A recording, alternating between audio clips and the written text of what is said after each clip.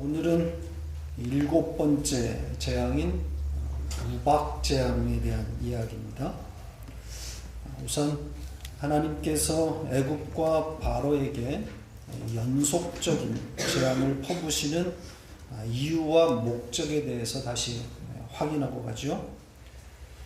재앙의 목적이 오늘 이 우박 이야기 초입에 기록되어 있습니다. 14절부터 16절까지 다시 한번 읽어보겠습니다. 14절부터 같이 읽겠습니다. 내가 이번에는 모든 재앙을 너와 내 신하와 내 백성에게 내려 온 천하에 나와 같은 자가 없음을 내가 알게 하리라. 내가 손을 펴서 돌림병으로 너와 내 백성을 쳤더라니 내가 세상에서 끊어졌을 것이나 내가 너를 세웠음은 나의 능력을 내게 보이고 내 이름이 온 천하에 전파되게 하려 하였음이니라. 하나님께서 바로에게 들려주신 말입니다. 반복되는 재앙들을 바로와 바로의 신하와 또 바로의 백성들에게 내리신 그 목적이 담겨있는 그런 내용으로 보여집니다. 여기에 온 천하에 나와 같은 자가 없음을 바로로 하여금 알게 하시기 위함이다. 이렇게 말하고 있죠. 14절만 보면 재앙들이 바로로 하여금 하나님을 알게 하도록 일으키신 일이라고 언뜻 보여집니다. 하나님이 이 일을 통해서 바로를 가르치시려고 한 것이다. 이렇게 보여진단 말이죠. 그러나 이렇게 읽어버리면 성경 해석이 뒤죽박죽이 되는 거죠. 그리고 하나님에 대해서는 더 오리무중으로 종잡을 수 없는 신이 되고 마는 겁니다. 하나님께서 애굽을 쳐서 애굽의 왕 바로와 애굽 백성이 하나님을 바르게 알도록 하시는 것이라면 하나님의 언약 개념은 성경에서 설 자리가 없어지는 거죠. 언약 개념이 성경에서 무너진다고 하는 것은 하나님의 일방적인 선택도 없는 것이 되는 거고, 따라서 은혜라는 단어도 성경에서 삭제되어야 되는 겁니다. 택함 받은 백성만 구원에 이르는 것이 아니라 바로 같은 이 세상 누구든지 자기의 의지적 결단에 따라서 하나님을 믿거나 거부할 수 있게 되는 거란 말이죠. 감리교회 만인 구원설이 용납되는 겁니다. 그렇게 되면. 그러니까 바로의 경우 하나님께서 꾸준히 바로가 구원에 이르도록 재앙을 통해서 계시하셨는데 바로가 거부하는 바람에 하나님의 원래 계획이 실패하는 것이 되는 거란 말이죠. 그렇잖아요? 왜 만인 구원 사상 같은 것이 등장했을까요? 누구든지 본인의 의지로 결정하면 하나님을 믿을 수 있다. 누구나 구원받을 수 있다. 왜 이런 사상들이 교회들에 들어와 있을까요? 인간의 이성을 과대평가했기 때문입니다.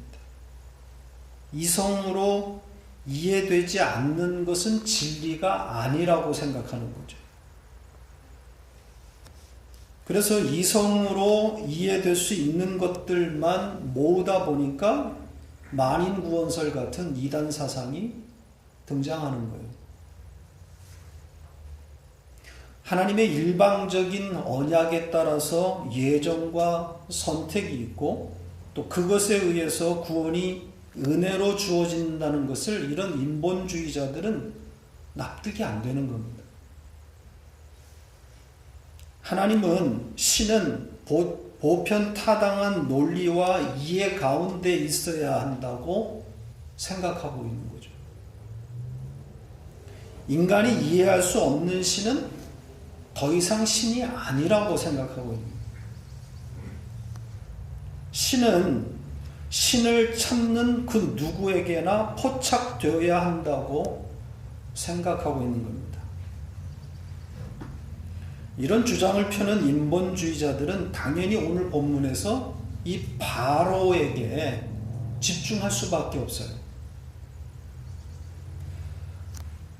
그러니까 하나님께서는 바로 역시 구원받을 대상이었기 때문에 포기하지 아니하시고 재앙을 보내어 그를 부르셨다는 거죠.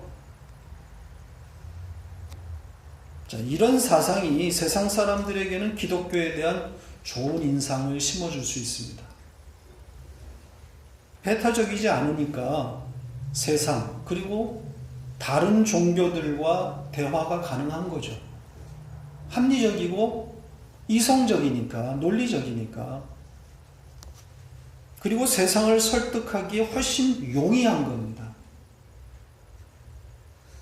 그리고 때에 따라서는 상당한 열심을 생산하기도 합니다. 택함 받은 자가 존재하는 것이 아니니까 세상 모든 사람을 구원에 초대하기 위해서 엄청난 열심을 발휘할 수도 있는 거죠. 많은 사람들이 이것을 기독교라 착각하고 있는 겁니다.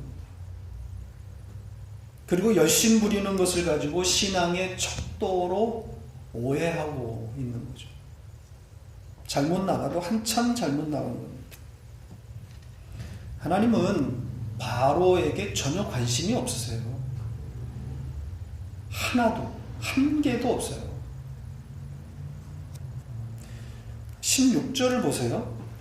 하나님께서 바로와 애굽 백성을 돌림병으로 죽이지 않고 살려놓으신 목적이 뭐라고 되어 있습니까?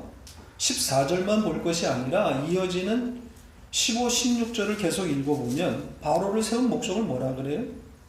당신의 능력을 바로에게 보여서 당신의 이름이 온 천하에 전파되기 위함이다. 이렇게 되어 있어요.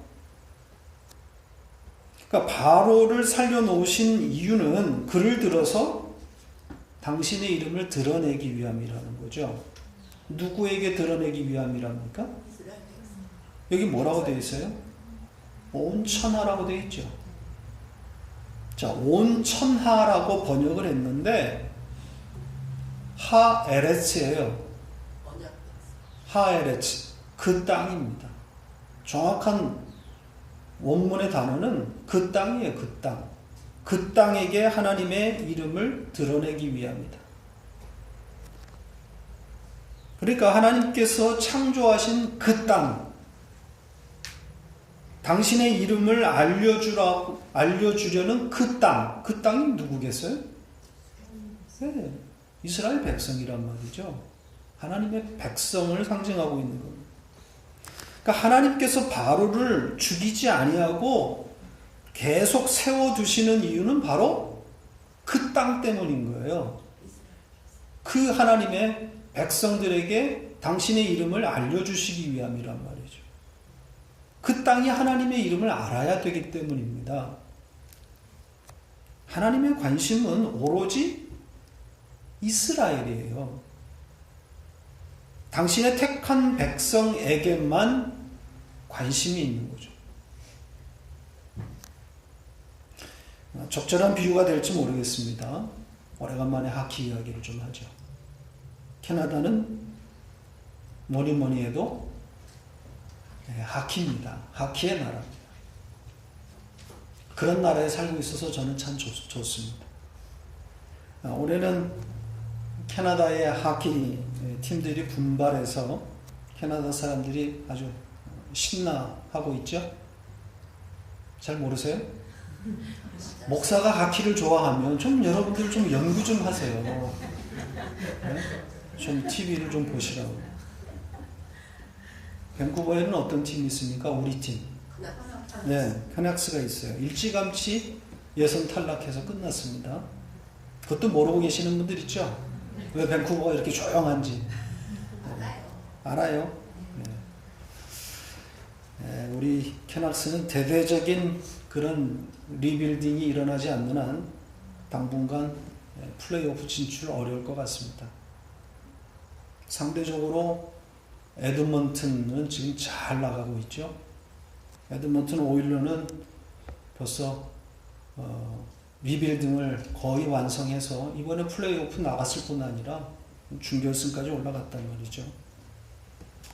그리고 또 다른 지금 캐나다 팀 중에 하나인 오타와 세니터스가 지금 정말 잘하고 있습니다. 이러다가 스탠리컵을 들게 될지도 모르겠습니다. 지금 피츠버그 최고의 팀을 상대로 잘하고 있습니다. 몇 대 몇이죠? 2대 2입니다. 잘하시네.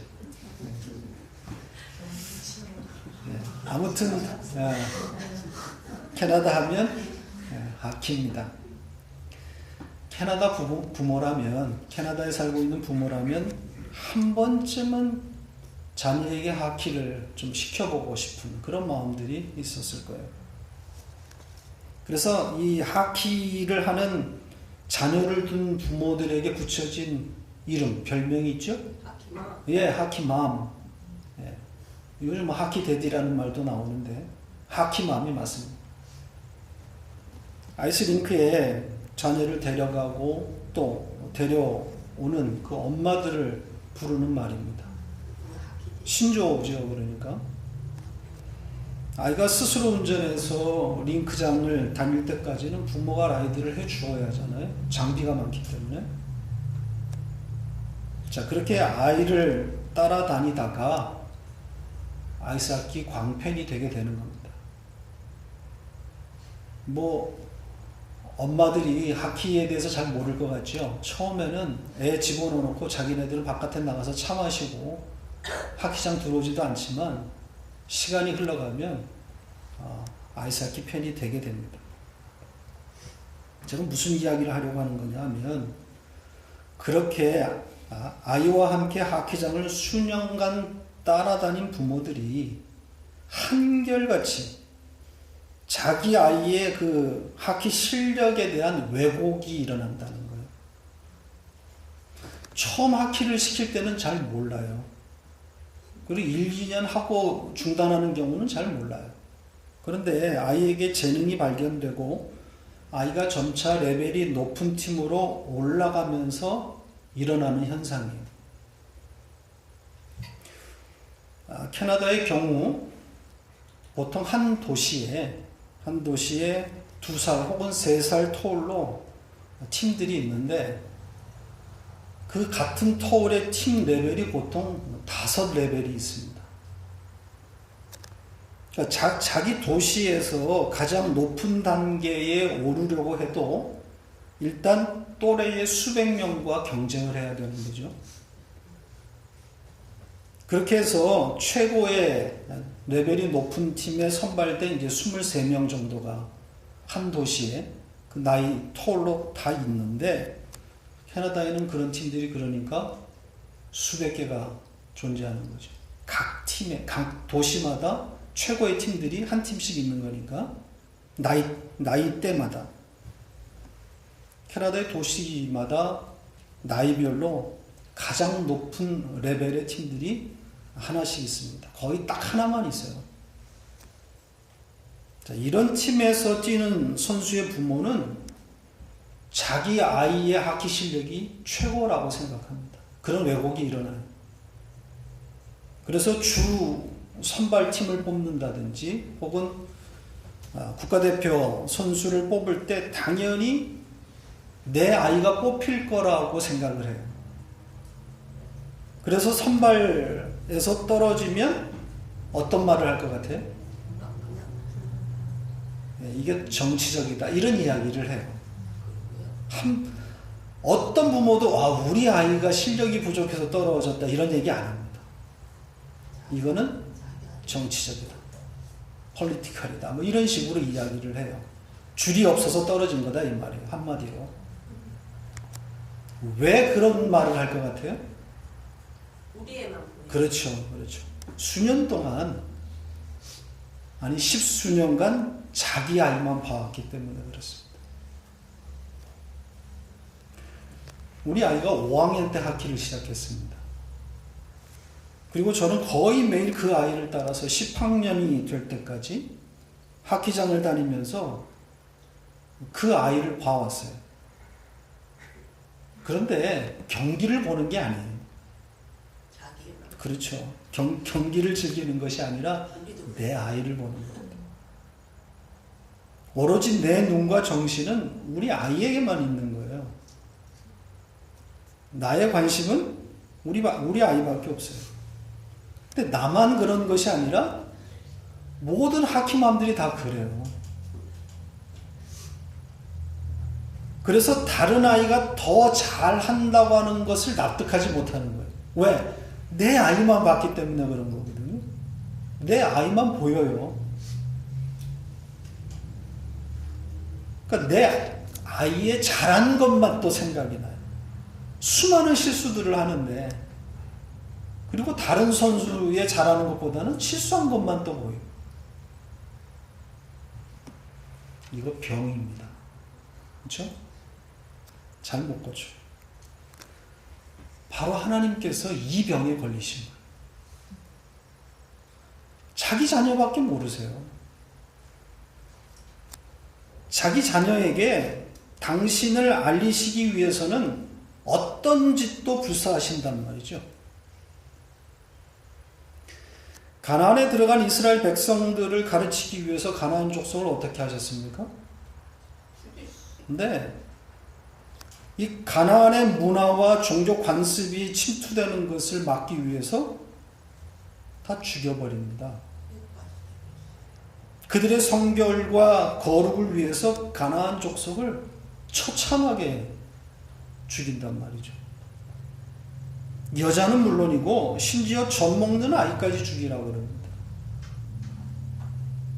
이런 잔인한 명령들은 가나안 정복 때만 있는 것이 아니라 이후에 사사들과 사무엘 선지자 때에도 있었어요. 수시로 일어나는 일입니다. 포로는 죽이지 않아요. 그렇지 않습니까? 전쟁에 나가서 잡힌 포로들은 살려두게 돼 있단 말이죠. 그런데 포로뿐만이 아니라 그들의 가족까지 몰살시킨단 말이에요. 이런 하나님의 명령과 행동을 어떻게 이해할 수 있겠어요? 그리고 때에 따라서는 또 그와 다른 명령을 내리시기도 해요. 죽이라고 하실 때도 있지만 때로는 이방 족속을 살려두시고 그들을 종들로 삼으라고 그런단 말이죠. 때로는 또 종으로 있다가 절차를 거쳐서 어떻게 하라고 그럽니까? 귀화시키라 그래요. 일관성이 없는 거죠. 어떨 때는 잔인하게 죽이라고 하시고 어떨 때는 살려서 자기 민족으로 삼으라고도 하신단 말이죠. 왜 이런 일관성이 없는 모습으로 등장하시는 거겠어요? 하나님의 관심은 오로지 이스라엘이기 때문에 그래요. 자기 백성을 위해서는 어떤 일도 감수하시는 분이란 말이에요. 천하를 주어서라도 당신의 택한 백성을 양육하시는 거예요. 당신의 이름을 알리시는 거예요. 그러니까 성도의 존재감이 이렇게 큰 겁니다. 성도가 가져야 할 존재감이 뭐라 그랬습니까? 어떤 존재감? 예, 미친 존재감인 거죠. 왜 미친 존재감이겠어요? 외견상 아무것도 내세울 것이 없는데 상당한 자존감 때문인 거죠. 세상이 볼 때는 뭐예요? 미친 거예요. 그래서 미친 존재감인 거죠. 미친 거죠. 온 세상이 나를 위해서 나 중심으로 돌아가고 있다고 생각하는 이들이 정상이겠어요? 미친놈들인 거죠. 문재인 대통령이 알아주지도 않는 아무것도 아닌 것 같은 나인데 사실은 나를 위해서 문재인을 대통령으로 세우셨다고 해석하는 사람들 아닙니까? 그러니까 미친 거죠. 이런 말 있죠. 천상천하 유아독전. 예? 무슨 뜻입니까? 이게 석가가 태어났을 때 태어나자마자 외친 말이라고 그러죠? 어머니 뱃속에서 태어나자마자 석가가 외쳤다는 말인데, 하늘 위와 하늘 아래에 오직 내가 홀로 존귀하다, 이렇게 말했다는 거예요. 아니, 석가도 하물며 이런 미친 소리를 했는데 성도라면 이런 미친 존재감으로 살아야 되는 거 아닙니까? 아가서를 공부할 때 기억나세요? 술람미 여인이 처한 현실을 생각하시면 됩니다. 왕으로부터 사랑받을 만한 구석이 하나도, 한 개도 없었지 않습니까? 그런데 왕은 이 여인만 바라본단 말이죠. 수십 명, 수백 명 아름다운 그런 여인들이 있었는데, 그렇게 그 과분한 사랑을 받은 술람미 여인의 현실은 어떻겠어요? 네, 수십 명의 왕의 여인들이, 수백의 여인들이 이 술람미 여인을 얼마나 우습게 여겼겠어요? 그런데 이 술람미 여인에게는 이 여인들, 이 왕의 여인들, 즉 세상인 거죠. 이 세상이 알지 못하는 사랑을 품고 있었던 거죠. 그 힘으로 살아가는 거란 말이죠. 왕의 여인들이 업신 여길 때마다 이 술람미 여인은 그 사랑을 기억하면서 그 미친 존재감으로 살아가는 거예요. 이 사랑을 우리도 회복해야 되는 거죠. 이 사랑이 커야, 우리 안에 이 사랑이 크게 품겨져 있어야 세상이 작게 보이는 거란 말이죠. 이 사랑이 회복되어야 미친 존재감으로 살아가는 거예요. 세상이 어떻게 돌아가든지, 내 환경이 어떤 변화를 맞게 되든지 그 사랑이 크게 경험되어져야, 그 감격이 회복되어야 이 세상은 점점 작게 보인단 말이죠. 하찮게 보인단 말이죠. 가치 없게 보인다.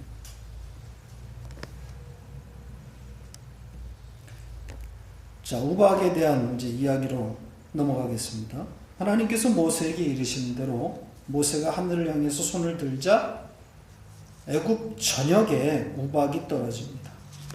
자, 우박이 얼마나 치명적이었는지, 이 우박의 땅의 모든 채소와 들의 모든 나무들이 꺾였다 그랬습니다.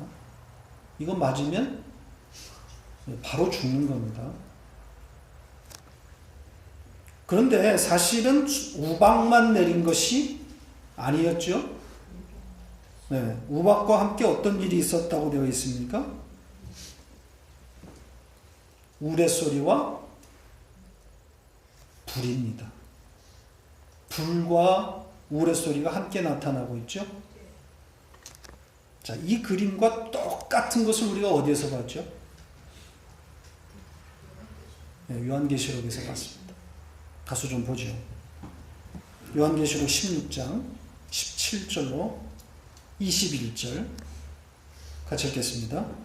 일곱째 천사가 그 대접을 공중에 쏟음에 큰 음성이 성전에서 보좌로부터 나서 이르되 되었다 하시니 번개와 음성들과 우레소리가 있고 또 큰 지진이 있어 얼마나 큰지 사람이 땅에 있어 온 이래로 이같이 큰 지진이 없었더라. 큰 성이 세 갈래로 갈라지고 만국의 성들도 무너지니 큰 성 바벨론이 하나님 앞에 기억하신 바 되어 그의 맹렬한 진노의 포도주 잔을 받으매 각 섬도 없어지고 산악도 간데 없더라.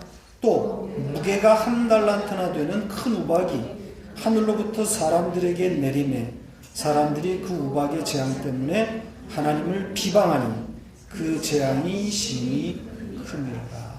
똑같은 이야기. 일곱째 대접 이야기인데, 7째 대접이 쏟아지자 번개와 음성들과 우레 소리가 있습니다. 여기 불과 우레 소리 똑같이 나오는 거죠. 그리고 큰 우박이 하늘로부터 떨어지는데 그 무게가 얼마나 되었다고 합니까? 한 달란트. 한 달란트의 무게는 얼마가 되는 거죠? 보통은 한 30kg 정도 됩니다. 26kg. 그 실에 따라서 조금씩 다르지만 26kg 또는 32kg. 그러니까 30kg짜리 우박이 떨어지는 겁니다. 물론 상징적인 표현이에요. 심판을 상징적으로 표현하고 있는 거죠. 이 심판이 어떤 심판이라고 했습니까? 세상 종말, 지구 종말을 이야기한다 그랬나요? 아니죠. 예수 그리스도의 오심이라 그랬습니다. 나팔이 불려지고 대접이 떨어지고 다 이거 예수 그리스도 십자가라고 이야기했습니다. 그러니까 예수 그리스도의 십자가가 세워지는 것이고 그것으로 말미암는 구원과 심판이 여러 상징으로 반복되어서 말씀하고 있는 거라 그랬잖아요. 요한계시록은 그 이야기예요. 자, 이렇게 불과 우레소리는 하나님의 임재와 강림, 현현이라 그러죠. 그때마다 등장하는 소품들이었어요. 따라서 오늘 이 우박재앙도, 바로에게 임한 이 우박재앙도 계시록과 같은 이야기를 담고 있다고 생각하시면 되는 겁니다. 하나님의 임재를 말하는 것이고 하나님의 임재, 강림은 곧 심판인 겁니다. 그리고 이 우레소리와 관련해서 또 한 가지 흥미로운 그런 사실이 있습니다. 지금 우리 성경은 이 단어를 우레소리다, 뇌성, 천둥이라고 번역한 것인데 적절한 번역은 아닌 것 같습니다. 이 콜이라고 하는 단어거든요. 이 단어의 사전적인 의미는 그냥 소리예요, 소리. 그것을 의역해서 우레소리다, 뇌성이다, 이렇게 번역을 한 겁니다. 그러니까 의역을 한 거죠. 해석을 해서 번역했다. 그러니까 사실은 우레소리보다는 하나님의 소리, 하나님의 음성으로 번역하는 것이 옳을 듯 싶습니다. 자, 실제로 이 단어가, 이 콜이라고 하는 단어가 하나님의 음성으로 번역된 곳이 여러 곳 있습니다. 좀 몇 군데 가서 보겠습니다. 창세기 3장 8절, 이 단어가 첫 번째로 등장하는 구절입니다. 같이 읽겠습니다. 그들이 그날 바람이 불 때 동산에 거니시는 여호와 하나님의 소리를 듣고 아담과 그의 아내가 여호와 하나님의 낯을 피하여 동산 나무 사이에 숨은지라. 여기 지금 하나님의 소리 이렇게 되어 있죠. 여호와 하나님의 소리, 이 소리라고 하는 단어가 같은 단어예요. 하나님의 음성으로 번역을 했습니다. 물론 하나님의 소리가 구체적으로 어떤 곳으로 들려졌는지는 알 수 없어요. 물론 그것이 천둥 소리처럼 들렸을지도 모르는 거죠. 아무튼 우레소리보다는 하나님의 소리가 원뜻에 가깝습니다. 한 구절 더 보죠. 출애굽기 19장 19절 같이 읽겠습니다. 나팔 소리가 점점 커질 때에 모세가 말한즉 하나님이 음성으로 대답하시더라. 여기에 음성, 요 단어가 콜입니다. 시내산에서 모세가 하나님으로부터 계명을 받을 때 나오는 그런 장면입니다. 모세와 하나님이 지금 대화를 하고 있는 거예요. 여기 하나님께서 모세에게 음성으로 대답하셨다 이렇게 번역했는데 이 소리입니다. 하나님의 소리입니다. 오늘 본문과 같은데. 따라서 우박재앙이 단순한 어떤 우레소리, 천둥소리와 함께 떨어졌다 이런 의미가 아니라 하나님의 임재로 말미암아 우박이 떨어진 것이다. 이렇게 해석하는 게 맞는 것 같아요. 하나님이 강림하시면 심판이라는 거죠. 조금 전에 그 계시록에서 확인한 것처럼 예수 그리스도가 오시면 십자가가 세워지면 종말인 거죠. 말세입니다. 구원과 심판으로 분리되는, 갈라지는 거란 말이죠. 성경이 말하고 있는 종말, 말세, 이 개념을 아시죠? 지난 수요일에 우리가 공부한 내용입니다. 오순절 성령 강림이 요엘서의 성취다, 예언 성취다, 이렇게 성경이 말하고 있는 걸 우리가 확인했잖아요. 좀 가서 보죠. 성령이 오신 예수 그리스도의 내주하심이 곧 말세이고 종말이다. 확인하고 가겠습니다. 사도행전 2장 16절로 20절 같이 읽겠습니다. 이는 곧 선지자 요엘을 통하여 말씀하신 것이니 일러스되 하나님이 말씀하시기를 말세에 내가 내 영을 모든 육체에 부어주리니 너희의 자녀들은 예언할 것이요 너희의 젊은이들은 환상을 보고 너희의 늙은이들은 꿈을 꾸리라. 그때 내가 내 영을 내 남종과 여종들에게 부어주리니 그들이 예언할 것이요 또 내가 위로 하늘에서는 기사를 아래로 땅에서는 징조를 베풀리니 곧 피와 불과 연기로다. 주의 크고 영화로운 날이 이르기 전에 해가 변하여 어두워지고 달이 변하여 피가 되리라. 이 요엘서의 말씀이거든요. 근데 이 말씀이 오순절 성령 강림으로 성취되었다. 이렇게 지금 말하고 있어요. 이게 말세가 나오잖아요. 종말입니다. 그러니까 성경이 말하고 있는 말세는 바로 예수 그리스도의 오심이라는 말이죠.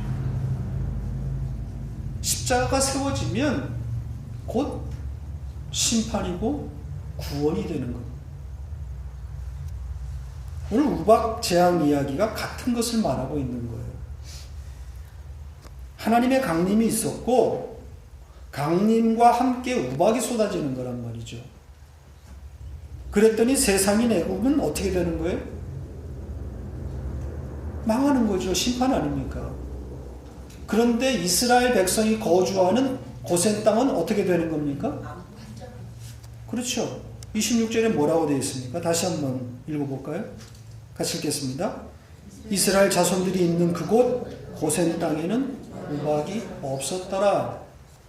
그렇죠? 이곳은 우박이 없습니다. 그러니까 하나님이 강림하셨는데 고센에는 심판 대신 구원이 선포되는 거란 말이죠. 이렇게 분리가 되는 거예요. 그리고 이 분리, 애굽과 고센이 분리되는 이 분리는 세상과 성도의 구분이기도 하지만 맞아요. 그러나 또 어떤 분리가 가능하겠어요? 세상과 하나님의 백성이 분리되는 구원과 심판이 갈라지는 분리이기도 하지만 또 하나의 분리가 가능하지 않습니까? 뭐겠어요? 내 안에서의 분리란 말이죠. 두 존재의 갈등인 거죠. 하나님의 법을 즐거워하는 속사람, 그것과 죄의 법을 따르는 이 겉사람의 분리란 말이죠. 확연한 이 분리가 내 안에서 일어나고 있는 거예요. 그걸 확인하게 되는 거란 말이죠. 그러니까 심판과 구원의 현실이 내 안에서 지금 동시에 일어나고 그것 때문에 갈등하고 있는 거란 말이죠. 이 분리가 내 안에서 보이는 거예요. 그러면서 우리는 배워가는 것이고 양육이 되어가는 거란 말이죠. 이번 주도 이 속 사람의 현실을 인식하면서 미친 존재감으로 잘 살다 오시기를 바랍니다.